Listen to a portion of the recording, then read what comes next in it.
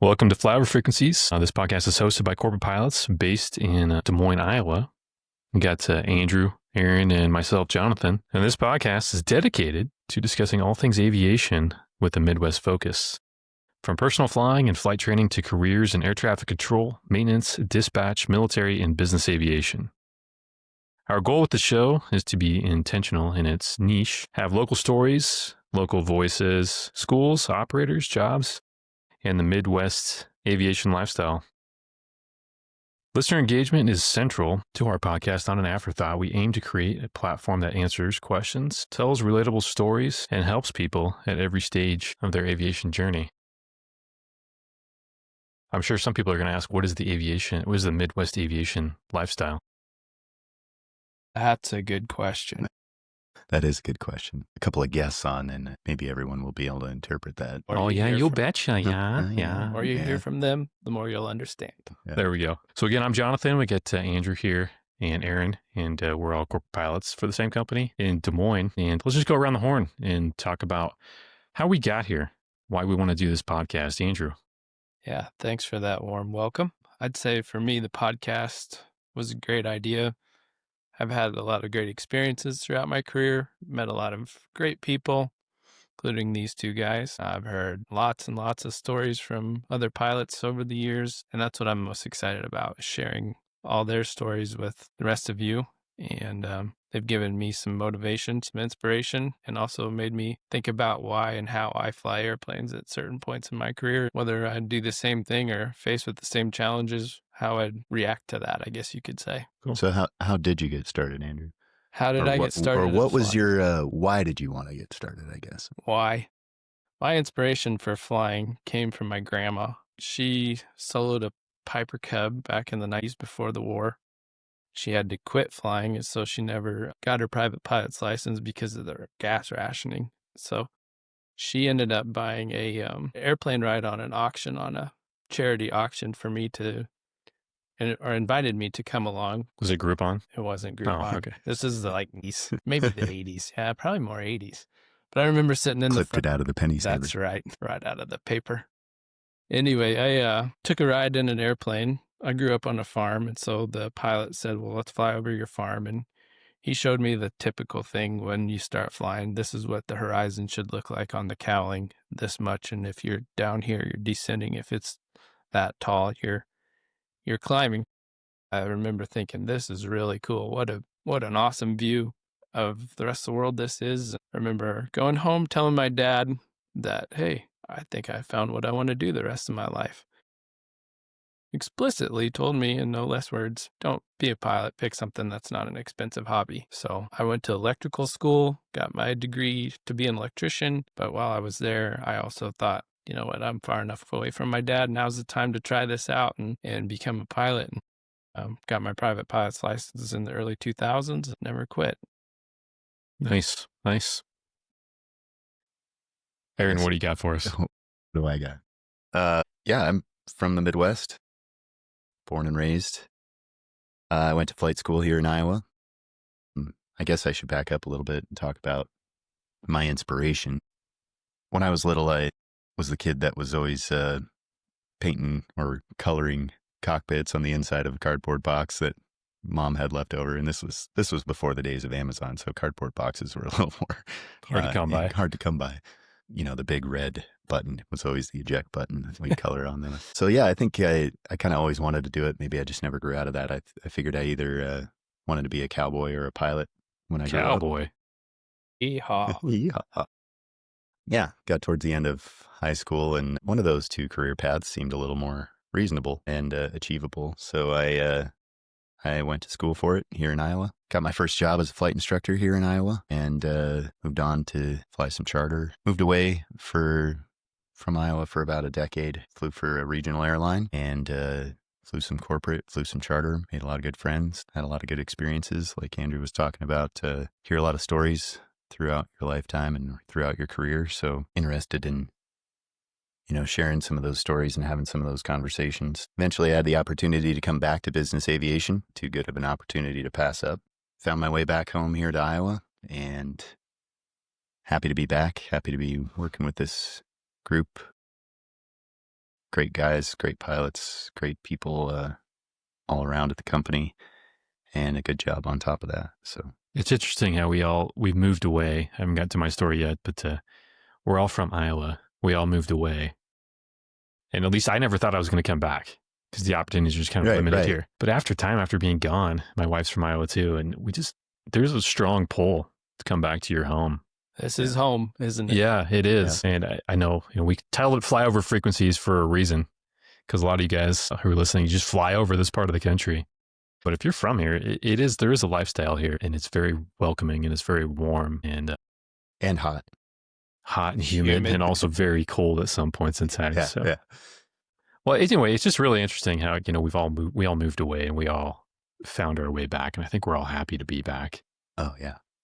For sure. But on to why I wanted to be a part of this. When Jonathan first approached me with the idea, I have to admit I was pretty hesitant, probably a little out of my comfort zone to be doing this, but I thought about it for a while. I thought about it for a couple of days and weeks probably, and with Jonathan gently pestering and having conversations with Andrew as well. But he's persistent. He's persistent, yeah, and motivated. So I think for me, what I came to was that it's about giving back. So I kind of was thinking, well, why would anybody want to listen to what I have to say? And I think I said that to you, actually, Jonathan. Anyway, I don't claim to be an expert. In fact, here is the disclaimer that you should always follow your manufacturer's approved guidance and the federal aviation regulations. If we said something that sounds counter to those sources, we probably said it wrong or we understood it wrong. We welcome constructive criticism. Okay. There's your legal disclaimer. There's always got to be one in aviation. Yeah. Now that that's out of the way, though, for me, it is about giving back and trying to help that next generation, or maybe not the next generation, but the one who's been dreaming but may not know where to start. What's involved in aviation? How do you get started, or what's it all about? It's about sparking an interest or fanning a flame, and it's about connecting and sharing our passion. My passion. I don't claim to be the authority or the expert, but we certainly all have different experiences, interpretations, perspectives, and different areas of expertise and knowledge. We started this, or at least I wanted to be a part of it, because I want to have those meaningful conversations and learn from people and build connections. Hopefully listeners will find it informative or at least entertaining. As far as why did I want to get into business aviation, I think aviation in general, and especially business aviation, is about connection. In an age where interactions are moving more and more towards a digital substitution, I think those human interactions, that face-to-face, is starting to feel more and more important than it ever has before. Oh, man. Yeah, I can vouch for that, definitely. No more Zoom meetings. No more Zoom. Yeah, let's boycott some Zoom meetings. I'd much rather have a meeting. I'd rather talk to people over the phone and in person. Yeah. And we get to facilitate that. We do. You're right. As we get to be a part of that as business aviation professionals, we get to have that camaraderie, not only with our coworkers, but we get to get that personal connection with our passengers. And we get to help our passengers make those personal connections with the people they're traveling to see. And we get to facilitate that intimate setting with that group of passengers that's all up in the sky with us in that metal tube. It is about connection, and I like that part. I think throughout my career, and I've flown with a lot of people, I guess, and a lot of good colleagues, a lot of great people. And I'm still friends with a lot of them all these years later, but I'm truly fortunate now to be a part of this group.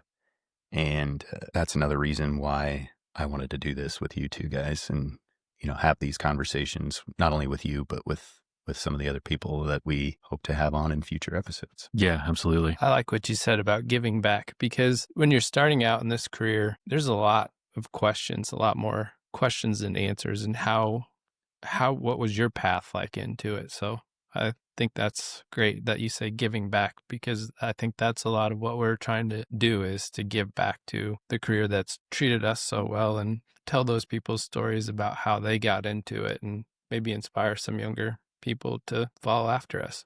Yeah, I think you're absolutely right. And not just one path to get to where you are. I mean, Exactly. every stop we've made along the way, every stone we've stepped on along this path has led us to where we are now. But there's 100 different ways to get to many of the jobs in aviation, especially pilot jobs. You don't have to take a single path. You don't have to do it like your predecessor did. But I think we all can find some sort of valuable insight in how other people have done it, and just to know that there are different ways of getting to where you are today, or where we are today, or where guest speakers are at today. Not only for pilot jobs, but for mechanic jobs. And Oh, yeah, dispatchers. absolutely. I mean, you think of aviation, you think of, 3 different jobs primarily. You think of the pilot, the air traffic controller, and the mechanic. But there are so many other jobs in aviation out there. I mean, there's dispatching, there's business operations, there's flight instructing, there's, you can be a professional teacher, educator, professor in aviation, a consultant. I mean, there's all kinds of things. Engineering, yeah, absolutely. Engineering, wow. Yeah, military, civilian, there's just so much out there. And when we started talking about this podcast, we had no trouble coming up with over 100 ideas for episodes of what we're going to talk about. So we're really going to run the gamut here. And like you guys, I have flown with a lot of different people. Some of them are characters. Some of them are very inspirational. And we hope to have those very inspirational people on soon just to share their stories. I mean, they're pilots primarily, but by way of their aviation career, they are making a huge difference in parts of the world. Really motivational, inspirational. How did you get started, Jonathan? Or what was your start at the beginning? What was your inspiration for flying, and then how did you get into it? And then you've kind of touched on it, but how did you decide that you wanted to be part of this podcast? Yeah, absolutely. So my dad was an airport operations manager, which is another career field I just failed to mention previously because there's just so many. I mean, the aviation jobs are so broad in spectrum. I left dad out, not intentionally. But my dad was he was an operations manager for the Des Moines airport. He worked his way up and retired as the director of operations. So I spent a lot of time at the airport as a kid, just talking to people who were involved in aviation. And we have an air guard unit at Des Moines, and they used to fly fighter jets, F-16s, when I was a kid. And we lived kind of on the approach path of one of the runways to Des Moines, and those F-16s are loud. So when they would come over, I would always look up. And I looked up often enough, and I started recognizing different aircraft. And I realized, like, I'm the only kid looking up at the sky when planes are flying over. I'm the one imagining, like, where that jet can take me, what I can do with it, what other people have done with it. So I kept after it, but when it got time to go to college, my dad absolutely did not want me to be a pilot. Did not want me to be a pilot. He had seen how hiring and furloughing was going with the airlines. I mean, it was up and down and up and down. This is obviously well after deregulation. So he wanted a more stable career path for his son, which is totally understandable. So I started going to college. I started going to college actually for international relations, political science. My dad wanted me to be a computer science, but that was beyond my scope. So I was studying political science, and I had kind of the intention we could be saying ambassador. Yeah, it's unlikely, right? You'd take an airplane to that job too, but yeah, well, I was thinking more of like FBI agent or something like that. But I thought about that too. Yeah, probably pretty common. But I was going to school for that, and I like that topic. It's interesting to me, but I just couldn't really shake the fact that I wanted to be a pilot. I did not want to be working out of a cubicle Monday through Friday, 8 to 5. That was not for me. I wanted something where I had to have a little bit of physical skill, hand-eye coordination. I had to be smart and be able to fly across the country, make challenging decisions. So aviation it's always sung to me. And as a condition, before I switched colleges, my dad said, okay, if you want to do this, you're going to need to basically pause college, get a job, pay for your own private pilot certificate. And if you still want to do it after all of that, then I'll help you kind of look into colleges and guide me along the way. And I was fortunate to have my dad to be able to guide me into aviation. A lot of people don't have that. And that's one of the objectives of this podcast is for people who are interested in do it. Like, how do you do it? I mean, it's a really, it has an element of mystique to it. So that's one of our goals here is if you're interested in it, no matter how old you are and what you want to do in aviation, we're going to bring guests on and we're going to talk about how you get involved and how you get started. Yeah, that's a big part of it is the networking that happens along the way, is figuring out people's journeys and stuff like that. And how did you get there? Exactly. Like you said, it doesn't have to be your journey. Yeah. I something you said, Jonathan, really resonated with me that you did have that guidance from your dad. I love my dad, and he's always been a good guidance for me, but not necessarily in aviation. So we want to do more than that, I guess. We want to not just inspire interest in aviation. We want to offer some plausible paths Yeah, absolutely. and ways to make that happen for those that maybe don't have a good resource for that.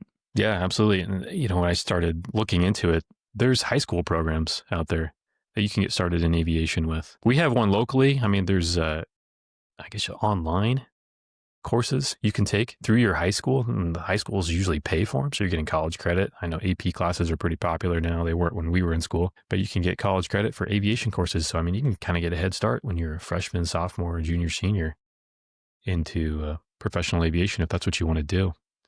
Yeah. But after I got my private and I stuck with it, I ended up going to college in Missouri, University of Central Missouri, and it was called Central Missouri State University when I was there. So some of you might recognize that name. It was a pretty popular aviation college in the Midwest. So I went there, and I was fortunate enough to graduate during the financial crisis of, 2008, 2009. So it was awesome. So I had to pivot away from aviation for a couple of years. And I had actually joined the Air National Guard, the Missouri Air National Guard, when I was in college to help pay for it, because aviation is expensive, as we all know. It's not getting any cheaper. Either. It definitely not. So I joined the Air Guard to help offset some of that cost. I had a few scholarships as well, but it's still expensive. So I was fortunate that when I graduated, I was able to go work at my Air National Guard unit. And I didn't fly in the Guard. I did, it was the Chemical Corps basically. But so I had a job there for 2 years while kind of the economy kind of ramped back up. And then I got my flight instructor certificate, went back to the university I graduated from, and flight instructor for quite a while. 2.5 years. I really enjoyed flight instructing. It was a personal challenge to try to be as concise when you're communicating information to students, to help them accelerate their education and their skills as quickly as possible. And then also I got to meet a lot of different students along the way from different walks of life, from different countries. That university had a sister program with a university in Japan and also a university in Saudi Arabia. So I was teaching students, men and women from around the world. And it was just amazing. Some of their stories, how they got here, why they wanted to be in aviation, what they planned on doing with their future. After I got done flight instructing, I got picked up with a fractional operator out of Kansas City. I was really fortunate to get hired with them. They've set the tone for my entire career. Some of the things they've taught me, I've carried with me. Very, very fortunate to be hired by them. But I stuck with business aviation. When I was in college, their flight instructors would come back who had graduated, and they went to the airlines. They would talk about the contracts at the airlines. And if we get this contract, and if this major airline gives us, this route, and we buy this fleet, I can upgrade. And here's my pathway. And I'm going to have to hop to these bases and do all this. And I thought, oh my God, you guys are just totally consumed. Yeah. With that, like that is your life. And I get it. They're young, they're starting out, and it's nice to have a pathway of where you're going in your career. But man, my eyes just glossed over and geez, I can't do this. Like I want to fly planes. I don't want to think about all that. Or compare yourself to everybody else's contract. Yeah. So I'm my story's getting a little disjointed because I talked about when I graduated and I went to flying fractional business jets, but that's what caused me to look into business aviation was, it just wasn't for me. The airlines just weren't for me. They're not for everybody. Yeah, definitely not for everybody. They're a great career. I mean, if you want to be in the airlines, wow. Especially nowadays with the pilot shortage and whatnot. But that was not for me. That's not the path I chose. So I found my way back home, kind of like we were talking about earlier, to Iowa, that strong pull. And I still do a little bit of flight instructing on the side. And the people I flight instruct they don't have any intention of being professional pilots. They want to rent a plane and take their family on vacation.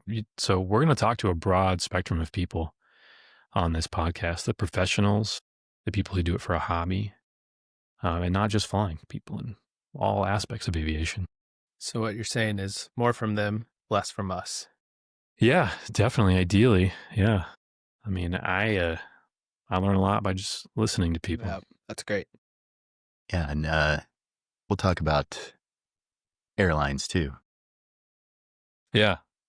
I think, we will. We won't leave you guys out. Yeah. We have some 121 experience, and not all of it's bad. Not all of it's great, but just like anything, it's a personal preference. And yeah, I think we can cover a lot of different topics with people from the airlines, people from business aviation, people from recreational flying. Yeah. And we've all talked about this, off microphone before, why we wanted to start the podcast. And I wanted to do something creative. Aviation is pretty technical. Yeah. There's a procedure for everything. You get a lot of room to just be creative. There's no checklist in this podcast. There's no checklist in this podcast. Yeah, just a rough outline. But yeah, I wanted to be creative. And in aviation, you develop a really strong camaraderie and bond to people, most of the people that you fly with. For sure. I mean, I think you guys have all been there. We've all had jobs where they've been pretty challenging. You get pushed pretty hard, flying a lot, odd hours, back-to-back days, sometimes weeks on the road, challenging weather conditions. So you're living with these people on the road for quite some time, and you develop really strong bonds because you have to trust on each other. You have to rely on one another. And it's not all serious, too. I mean, we definitely have fun and make fun of each other and other things, too. Well, and there's more even to the camaraderie than that, too. I mean, you're absolutely right that you got to trust the person sitting next to you in the cockpit there, but you got to have camaraderie with your mechanics and with your dispatchers and with your management. And we want to talk to those people too. And we also get to develop that camaraderie with the people that we work with, not just stuck in a cockpit for 8 days at a time or on an 8-day trip, but you got to have that trust and reliance on all aspects of aviation. Oh yeah. Aviation is definitely a community, and it encompasses all of the jobs that are included in an operation. And I guess that the podcast is kind of an extension of that. Yeah. It's a community. You said the other day you had a funny story. Which one? Dog? Which one? Oh, the dog one? Yeah. So I was flying charter, and I was flying out of Detroit, and we were taking some people to southern Florida, and they showed up, and there was more people than was on the manifest. Imagine that. Yeah, right. Accuracy. Yeah. So anyway, they pulled up, and the manifest was wrong. Well, I saw that there was the incorrect number of people. So I got everyone's ID. I started making corrections to the manifest, which included calling into the company, kind of taking me away from the passengers for the moment. And I had a co-pilot there, and we were running pretty hard that rotation. So he was kind of zonked out. He was helping a little bit. But the line guys were nice enough to take the bags from the SUV that the passengers had arrived in and were throwing them in the back of the plane. And I mean, there was a lot. These people were going on vacation, so that baggage compartment was pretty full. And when I came back from correcting the manifest, I threw a few bags and kind of got an idea of what was going on there and looked at for the weight. But then we hopped on board and we took off, and we started flying. So we're going south from Detroit, climbing out about 16 feet. The female passenger came up, and right behind the flight deck in corporate jets, often there's like a curtain or a door, but we have to leave that open for taking off and landing, and we generally just leave it open anyways. So there was no barrier between the passengers and the flight crew. So she came up, sat on the couch that's right behind the pilot seat, kind of off to the angle, and she tapped me on the shoulder, and she said, "Where's my dog at? Where's my dog?" Well, yeah. And that's when your heart goes down into the seat of your pants. Well, at first I was confused because I looked behind, and there was two dogs running around. So you don't mean one of those two dogs? Yeah, and I'm like, well, what do you mean? Where's your dog? They're running around back there. Like you took them out of the carrier. Those are dogs, right? Yeah, those are dogs, right? So I was confused for a moment, and she said, "No, there's another dog."